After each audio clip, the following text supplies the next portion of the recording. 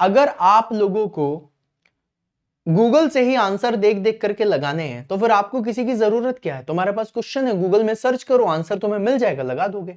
लेकिन गूगल की कहानी पता है कैसे चलती है? मैं तुम्हें बताता हूं। बेसिकली गूगल एक सर्च इंजन है, राइट? गूगल हो गया। अब इसी गूगल से ही कनेक्टेड क्या है? इसी गूगल से कनेक्टेड है बेटे तुम्हारे एआई। एआई के पास अभी इतना दिमाग नहीं आया है कि वो खुद से अपनी सारी चीजें बता सके, है ना? खुद से सारी चीजें नहीं बता सकते। तो ये क्या है? सर्च इंजन है। अब इसमें क्या होता है, अलग अलग वेबसाइट्स में अलग अलग सब्जेक्ट मैटर एक्सपर्ट्स बैठे होते हैं। अब ये जो सब्जेक्ट मैटर एक्सपर्ट की हम बात करते हैं, ये होते कौन है? ये वो लोग होते हैं जो मतलब कंटेंट बनाते हैं, है ना? अब उनका नाम है, पोस्ट का नाम है subject matter expert, but actually में एक्सपर्ट थोड़ी ना होते। एक्सपर्ट होते तो सरकारी नौकरी लेके बैठे ना होते। सच सच बताना, अगर वो सब्जेक्ट के इतने तगड़े एक्सपर्ट हैं तो सरकारी नौकरी लेकर के बढ़िया अपने उसमें नहीं होते, राइट? लेकिन एक पोस्ट बना दी गई है सब्जेक्ट मैटर एक्सपर्ट, जो कि क्वेश्चन बनाएगा। अब फॉर एग्जांपल मान लो हमने यहां पर बोला कि भाई ये क्वेश्चंस हैं, ये क्वेश्चंस को डाल दो, है ना? कि इसमें थ्योरी ऑफ मशीन, या फिर हमने ये कौन सा लिया है, प्रोडक्शन इंजीनियरिंग, या फिर रेनॉल्ड्स नंबर मान लो। अब रेनॉल्ड्स नंबर पे दे दिया, उसने क्वेश्चन बताया, गूगल पे सर्च करा, इस क्वेश्चन का आंसर अच्छा 2300 दिख रहा है, बच्चे तो गूगल ही सर्च करते हैं, 2300 डाल देता हूं। अब 2300 डाल दिया, अब वही चीज गूगल में भी आएगी, है ना? गूगल ने देखा इस वेबसाइट में किसी ने ये आंसर दिया है, वही आंसर तुम्हें दिखा देगा, according to dash dash book इसका आंसर ये होगा, है? वहीं पर ही गलत हो जाता है, क्योंकि वहां पर भाई है तो वो भी ना एक इंसान, और उसने एक बार अपडेट कर दिया। अब जब एक बार किसी ने अपडेट करा, उसी ने ही दूसरी बार किसी और को अपडेट करा दिया, फिर चौथी बार अपडेट करा दिया, और वही चीज चलती चली आती है, और वहीं पर ही स्टूडेंट गलतियां करते हैं। तो गाइज अब तुम लोग इस लेवल पे हो कि तुम लोग अब गूगल के ऊपर भरोसा ना करो तो अच्छा है ना? तुम लोग काफी डेप्थ में सीखते हुए जा रहे हो, तुम हर एक क्वेश्चन को सीखते हुए जा रहे हो। अब एक स्टूडेंट की एक चीज बताता हूं, तुम्हें फील आएगा बेटा जो मैं बताने जा रहा हूं, है ना? गाइज एक कॉन्सेप्ट है, सीख लो, है ना? सीख लो, तुम्हें मजा आएगा, राइट? फ्लूइड मैकेनिक्स से रिलेटेड कॉन्सेप्ट सिखा रहा हूं, तुम फील करोगे बेटा नेक्स्ट लेवल पे। तुम लोग du अपॉन dy लिखते हो, ये du अपॉन dy होता क्या है? बहुत सिंपल सा कॉन्सेप्ट लेवल पे तुम जानते हो ना कि मैं कॉन्सेप्ट्स पे खेलता हूं भाई, मैं नहीं खेलता इस तरीके से कि बेटा ये हमारे यहां डिस्काउंट चल रहा है ले लो। मैं सिर्फ एक ही चीज बोलता हूं, सिलेक्शन लेना तो एग्जाम ऑन एजुकेशन, और तुम देखना अभी रिजल्ट्स आने दो, तुम्हें एग्जाम ऑन एजुकेशन से ही सिलेक्शन दिखाई देंगे। हमारे बच्चे इस लेवल पे तैयार हो रहे हैं, है ना? du अपॉन dy क्या है? Velocity gradient, right? Rate of change of angular deformation, यही सारी चीजें, है ना? बेसिकली अगर देखा जाए तो वेलोसिटी ग्रेडियंट तुमने कैसे निकाला? ये तुम्हारी सरफेस है, राइट? इस सरफेस में पानी इधर तक बह रहा है, ये तुम्हारी फ्री सरफेस है, राइट? ये पानी भरा हुआ है, ये जो डिस्टेंस है इसको तुमने क्या बोल दिया? dy बोल दिया। ये जो डिस्टेंस है इसको तुमने क्या बोल दिया? du बोल दिया। तुमने इसको यहां से यहां तक फैलाया, ये यहां पर u इनिशियल है, u इनिशियल, ये क्या है? u फाइनल है। अब इसके बीच का जो एक एंगल बना जिसको हमने फाई बोला, इस फाई का जब हमने स्लोप निकाला तो हमने बोल दिया कि ये जो tan फाई की वैल्यू होती है, ये tan फाई तुम्हारा du अपॉन dy होता है, राइट? और इसको हम लोगों ने क्या बोला? स्लोप। क्या ये वाली बात सही है? क्या इसमें किसी को कोई दिक्कत, कोई परेशानी? इतना हर किसी ने पढ़ा हुआ है बेटा। जिसके भी कोई डाउट है ना, तुम बस मुझे 2 मिनट का समय देना, मैं पहले एक चीज समझा दूं फिर उसके बाद बताऊंगा, है ना? ठीक है, यही होता है तुम्हारा tan phi, that is slope.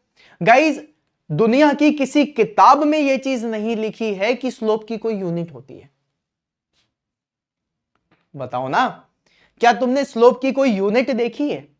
नहीं देखी, है ना भाई? वो तो एंगल है जिसको हमने इस तरीके से लिखा है। यस, स्लोप की यूनिट नहीं होनी चाहिए। लेकिन बेटा अगर तुम यहां पर इसकी यूनिट पे जाओ तो वेलोसिटी है, वेलोसिटी किसमें होती है? मीटर पर सेकंड में, और डिवाइडेड बाई, जब तुम ये dy देखते हो तो dy किस में निकाला जाता है? मीटर में निकाला जाता है। मीटर से मीटर काटोगे तो कितना आ जाएगा? 1/सेकंड। और अगर ये 1/सेकंड आ गया बेटा तो ये तो हर्ट्ज बन गया। ओ माय गॉड, ये तो तुम स्लोप लिख रहे थे, तुम हर्ट्ज फ्रीक्वेंसी में कहां घुस गए मेरे लाल? है दिमाग हिला देने वाले कॉन्सेप्ट होते हैं। ये तो तुमने स्लोप लिखा था ना, अब तुम यहां पर बोल दो sir this is not a velocity gradient, this is the frequency. क्योंकि हमने तो 1/2 फ्रीक्वेंसी की यूनिट पढ़ी है सर, हर्ट्ज बोलते हैं उसे। ये देखो हर्ट्ज ही आ रहा है, देखो इसको सॉल्व करो, dy/dy सॉल्व करो भाई, यही आएगा। बच्चा कंफ्यूज, कहता हूं माय गॉड की कसम ये क्या हो गया सर, ये कैसे निकाल दिया। यहां पे आपको ये चीज बताने वाला ना ही गूगल आएगा और ना ही अच्छा कोई फैकल्टी आएगा जो आपको बताएगा कि ये जो स्लोप और ये जो du/dy की वैल्यू निकाली जाती है, ये निकाली जाती है एट टाइम t = 1 सेकेंड।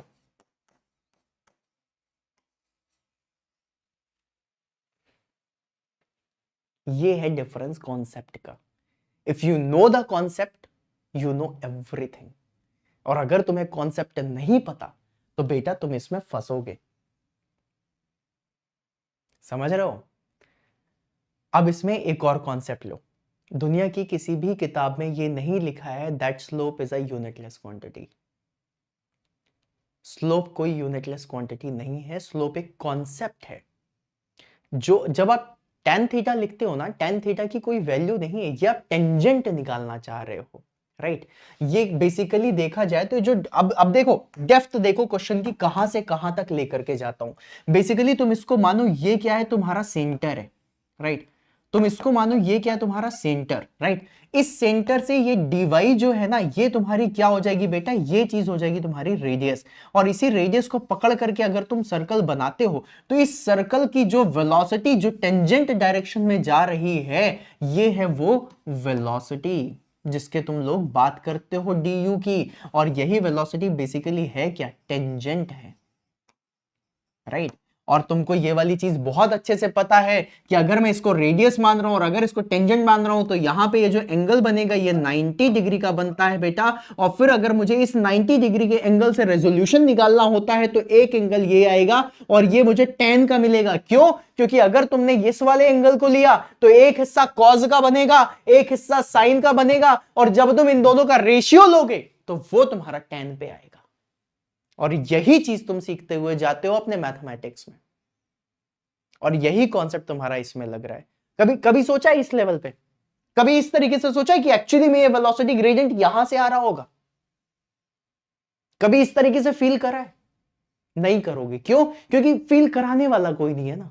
तुमको यहां से आंसर मिल जा रहा है, तुमको यहां से तुम्हारा क्वेश्चन सॉल्व हो जा रहा है, तुम्हें यहां लेके क्यों जाए?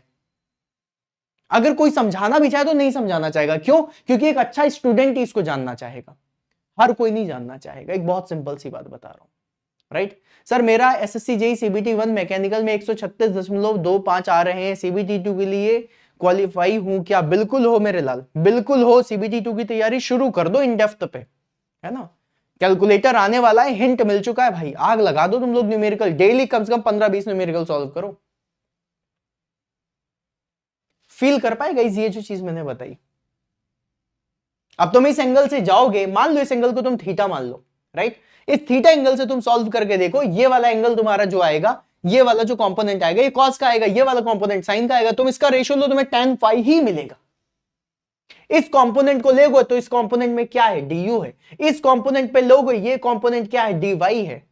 और जब तुम इसका रेशियो लोगे तो du/dy ही आना है। हाँ, दिक्कत नहीं है सरबन, कोई दिक्कत नहीं है बेटा, कोई दिक्कत नहीं है ना? तुम बढ़िया लेवल पे खेलो, सीबीटी 2 की तैयारी में लग जाओ बेटा, तगड़े लेवल पे लग जाओ, कोई दिक्कत नहीं है, ठीक है? चलो आ जाओ, इस क्वेश्चन का आंसर क्या होगा बेटा? अब इस क्वेश्चन का आंसर बताओ। इसीलिए मैं बोलता हूं हमेशा गूगल पे इतना भरोसा मत करो। तुम्हें अगर भरोसा करना है अपने कॉन्सेप्ट पे करो, तुम्हें अगर भरोसा करना है तो अपने उन थॉट्स पे करो जो तुम्हें तुम्हारी तरफ, तुम्हारे बेहतर की तरफ लेकर के चले जाए।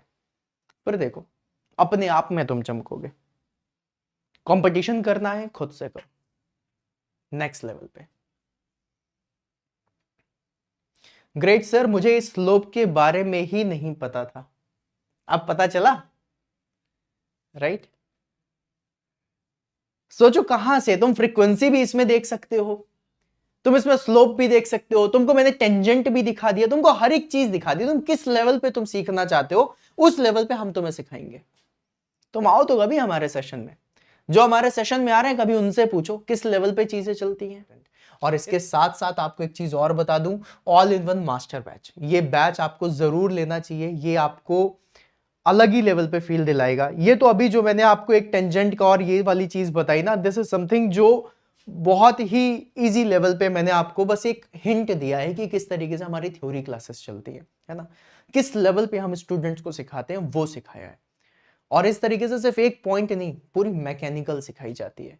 तो आप लोग आइए, चीजों को देखिए, और तैयारी करनी है तो बेस्ट तैयारी करो ताकि सारे एग्जाम्स क्लियर हो, और इसके लिए master batch is the best, right. और ये सारी चीजें आपको कहाँ मिलेंगी? एग्जाम ऑन एजुकेशन पे। तो इसे एक एप्लीकेशन पे जाइए, एप्लीकेशन डाउनलोड करिए और बढ़िया लेवल पे एनरोल करिए और तैयारी शुरू कर दीजिए, क्योंकि एसएससी जेई सीबीटी 1 जो नया होने वाला है उसके लिए भी 5 महीने हैं, एंड 5 महीने से ज्यादा का टाइम आपको मिलेगा नहीं, तो इसमें लग जाओ बस, है ना।